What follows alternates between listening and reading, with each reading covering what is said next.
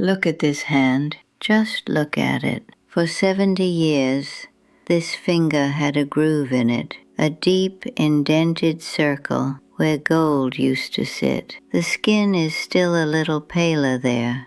Do you see? Like a ghost of a shackle. When I took the ring off, 3 days after the funeral, my finger felt light, physically light. It wanted to float up towards the ceiling. People tell you that when you lose your husband, you lose a part of yourself.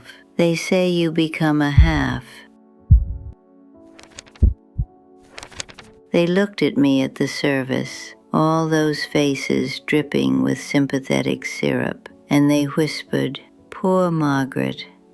She is all alone now. She is incomplete." They were lying. They were all lying. And the worst part is, they do not even know they are doing it. I did not become a half when Richard died. I had been a half for 52 years. The moment they lowered that casket into the ground, for the first time since 1955, I became whole. I know what you are thinking. You are thinking I am a cold-hearted old witch. You are thinking, how can she say that? Richard was a good man, and he was. That is the tragedy of it. If he had been a drinker or a gambler, or if he had raised a hand against me, it would be easy to hate him. It would be easy to be the victim. But Richard was a good provider. He mowed the lawn. He paid the taxes. He drove us to the lake in the summer. He was a pillar of the community, a rock. But did you ever notice that rocks are heavy? Did you ever notice that nothing grows under a rock because the sun cannot reach the soil? I am 91 years old. I have outlived my parents, my siblings, my husband, and most of my friends. I am sitting here in this house that is finally quiet, and I am going to tell you the truth that nobody writes in the anniversary cards. I am going to tell you about the scam of the century. They call it marriage. I call it voluntary erasure. And I am telling you this because I see you. I see you, Emily, my darling granddaughter, looking at that engagement ring like it is a ticket to salvation. I see you looking at me with pity because I eat dinner alone. Do not pity me, envy me, because for the first time in my life, I am not an accessory to someone else's existence. I am the protagonist, and I want to tell you how I got here and why solitude is not a sentence. It is the prize. Let's go back. Let's go back to the kitchen, that immaculate, pastel-colored kitchen from the magazines. It is Sunday. It is always Sunday in my memory of the marriage. And on Sunday, we had roast beef. Richard loved roast beef. He liked it rare, bloody in the middle, with horseradish sauce that made your eyes water. For 40 years, 52 Sundays a year, minus the holidays, I went to the butcher. I selected the cut. I seasoned it. I watched the clock to make sure it was perfectly pink, just the way he liked it. I set the table. I poured the wine. I watched him eat it with that satisfied grunt men make when they feel like kings of their little castles. Here is the punchline. I hate beef. I have always hated beef.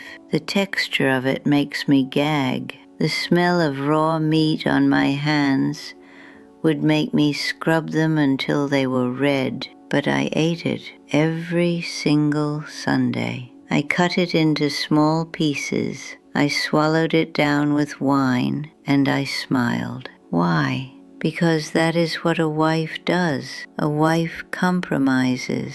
That is what they told us in school. That is what my mother told me. Marriage is compromise. But let's be honest about the mathematics of that compromise. If I hate beef, and he loves beef, and we eat beef every week, that is not a compromise. That is surrender. That is one person's preference becoming the law of the household. The first Sunday after the funeral, the house was full of flowers. The smell was suffocating. Lilies, the smell of death. My daughter Linda came over. She was swollen with crying, poor thing. She opened the fridge and saw it was empty. She said, "Mom, let me cook you something. Let me make you a roast. You need your strength." I looked at her and I felt this bubble of laughter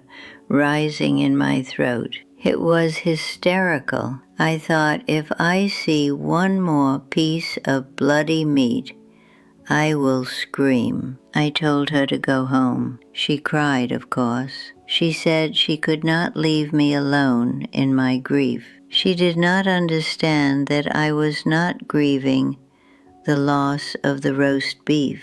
I was grieving the thousands of Sundays I had lost, pretending to enjoy it. When she finally left, closing the door with that soft, tragic click, I stood in the hallway. The silence was heavy, but it was not empty. It was electric. I went to the phone. I did not call the butcher. I called the pizza place on Main Street. I ordered a large pizza with double mozzarella, anchovies, and pineapple, a combination Richard would have called an abomination. He would have lectured me on the culinary disrespect of putting fruit on a pizza. When the delivery boy came, he looked at me, a 90-year-old woman in a black morning dress holding a pizza box. He looked confused. I tipped him $10 and locked the door. I sat right here in this chair. I did not use a plate. I did not use a napkin. I ate that pizza from the box, greasy hands and all. And let me tell you,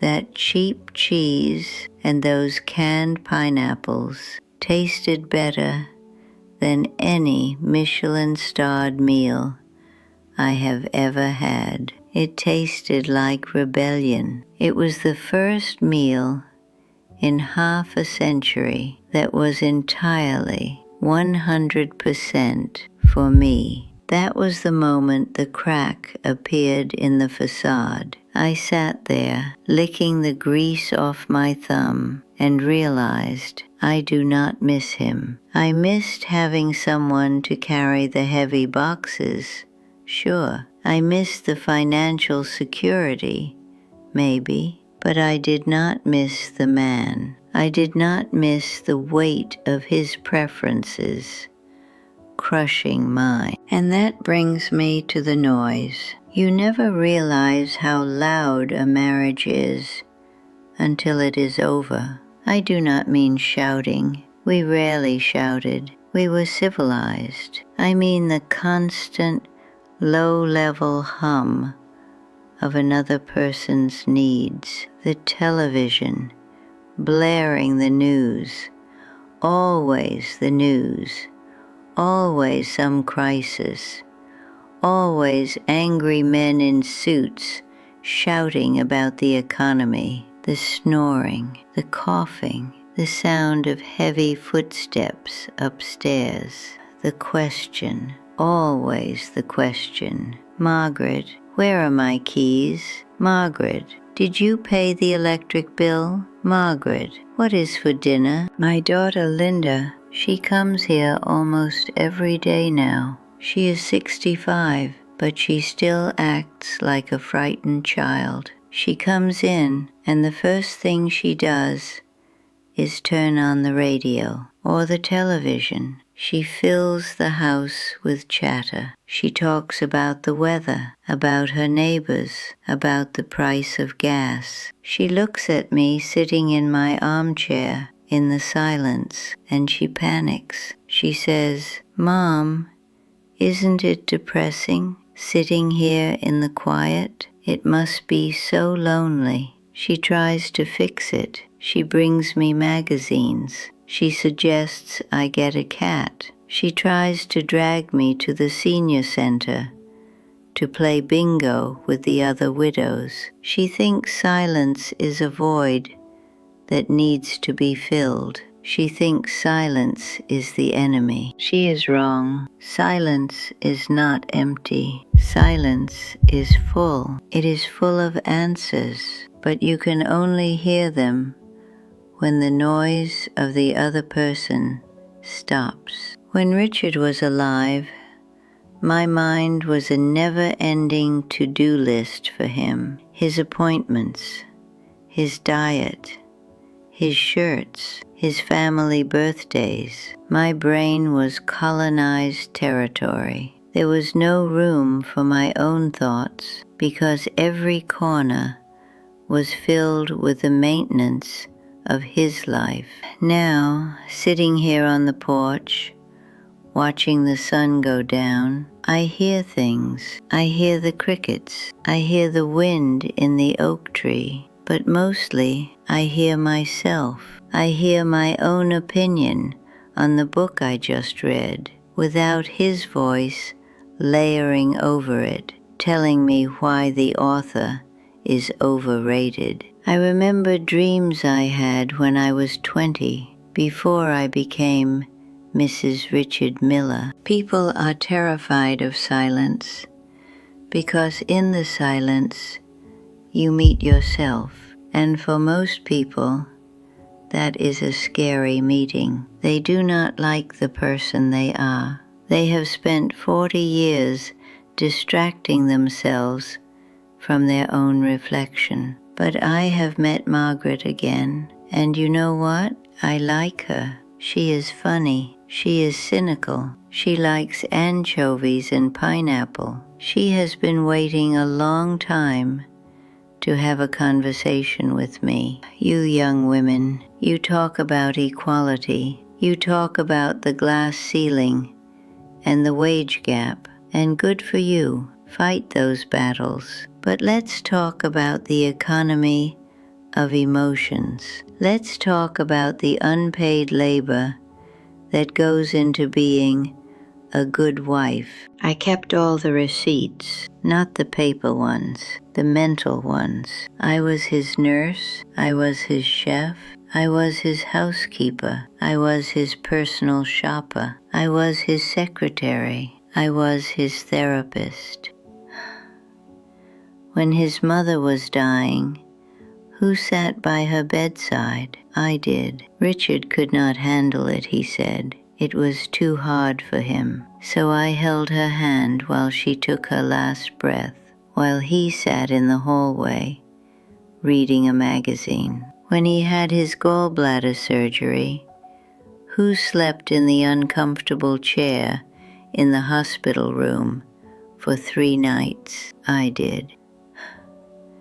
And what did I get for this labor? I got a roof over my head. I got the status of being a married woman. I got a grave plot next to him. But I gave away my time. Time is the only currency that matters, and I spent mine making his life comfortable. I look at the photo albums Linda tries to show me. Look, Mom, she says. Look how happy you were. And I look at the photos.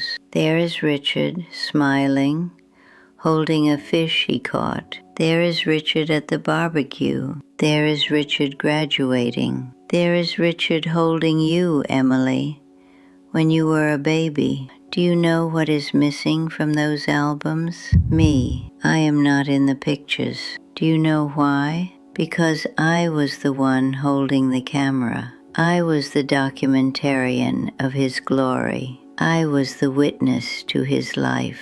Who was the witness to mine? I felt like a ghost in my own history. And now, at 91, I am finally manifesting. I am finally solid. There is a secret I have kept, a sin if you ask the church ladies. It happened about a month after Richard passed. I was in the kitchen. It was late, maybe midnight. I could not sleep. Usually, if I was up at midnight, I would be worrying about waking him up. I would be tiptoeing. But that night I realized I can make noise. I went to the record player in the living room. Richard hated my music. He liked classical. He liked order. I liked jazz.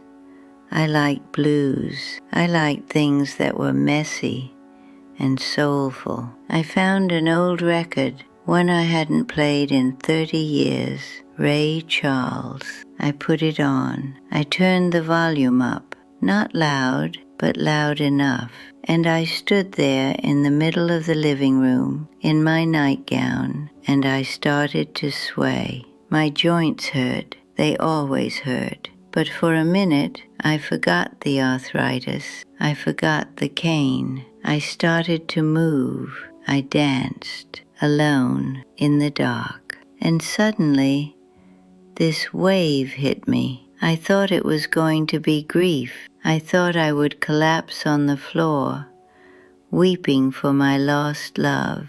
But it wasn't grief. It was joy. Pure, unadulterated, terrifying joy. I felt the space around me, and it did not feel lonely. It felt spacious. It felt like a grand ballroom that had been cleared just for me. I laughed. I laughed out loud, and the sound bounced off the walls. And then immediately, I covered my mouth. I felt shame, hot, burning shame. How could I be happy? My husband was dead. I was a widow. I should be wailing. I should be diminishing. But the shame faded. The music kept playing. And I realized something that night, something I want you to tattoo on your brain. I was not missing him. I was missing the woman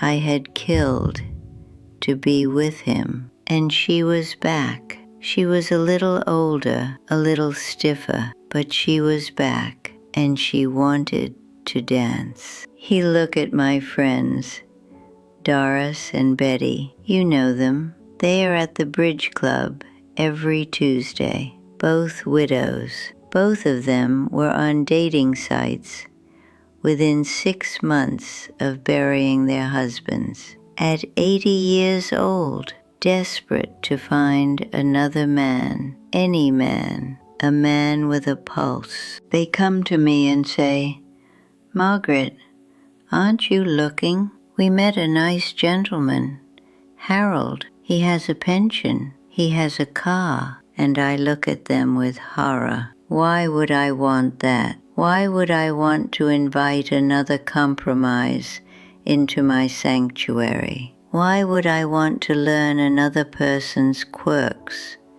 another person's medical history, another person's bad habits? Doris says, "But who will take care of you?" I will take care of me. I have been taking care of grown men my whole life. I think I am qualified to take care of one old woman. They are terrified. They are terrified of the empty chair at the breakfast table. They think the empty chair means nobody loves them. I look at the empty chair and I see a place to put my feet up. I see a place to stack my books. Emily, sweetheart, listen to me. I see you with that boy, Jason. He is nice. He opens doors. He smiles. But I see the way you shrink when he talks. I see the way you apologize when you have a different opinion. I see the way you check his face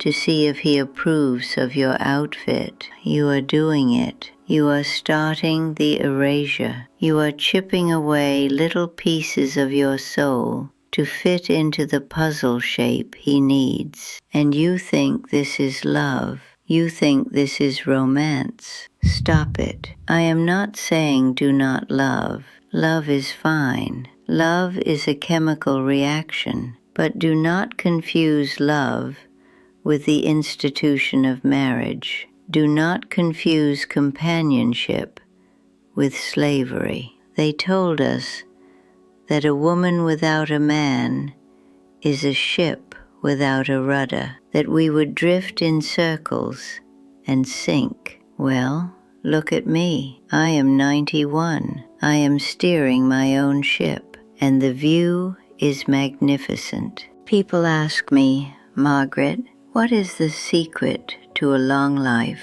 They expect me to say, eat your vegetables, or stay active. You want to know the secret? The secret is autonomy. The secret is waking up in the morning and asking yourself, what do I want to do today? And having the answer be the only thing that matters. Not what he wants, not what the children want, what I want. Maybe I want to paint the walls purple. Maybe I want to sleep until noon. Maybe I want to sit on this porch for 4 hours and watch a spider weave a web. That freedom, that is the fountain of youth. It is better than any vitamin. I look at the ring box on my dresser. I keep it closed. I keep it locked. It is a museum exhibit now, a relic from a past civilization,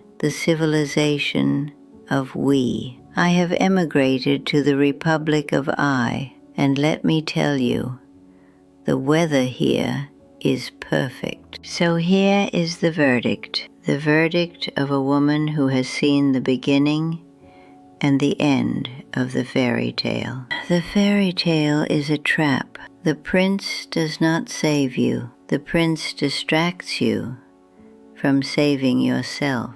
You are afraid. I know you are. You are afraid that if you do not marry, you will end up alone. You will end up like poor old Margaret, talking to a camera in a dark room. But let me reframe that for you. If you are lucky, if you are truly blessed lucky, you will end up like me. You will end up with a whole bed. You will end up with a remote control. You will end up with the silence that allows you to hear the universe. Do not be afraid of your own company. If you cannot stand to be alone with yourself for an hour, why should anyone else want to be with you for a lifetime? Become a person you want to hang out with.